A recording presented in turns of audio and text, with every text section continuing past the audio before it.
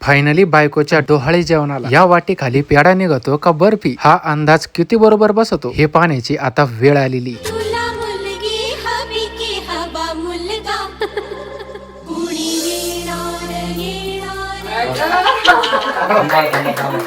तसं आपलं काय नाही, पोरग झालं पोरग झालं काय अडचण नाही.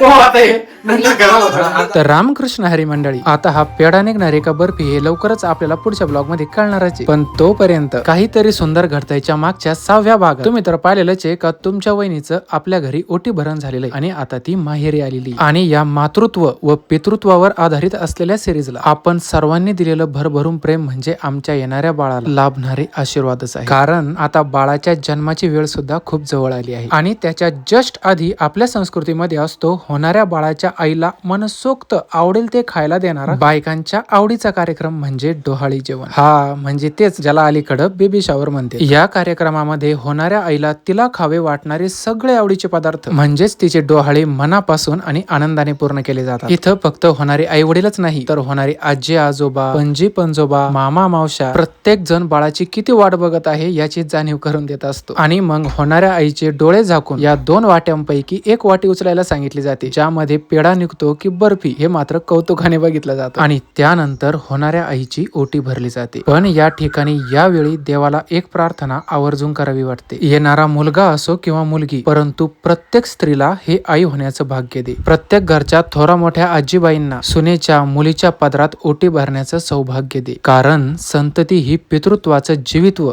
आणि मातृत्वाचं पूर्णत्व असतं. रामकृष्ण हरी.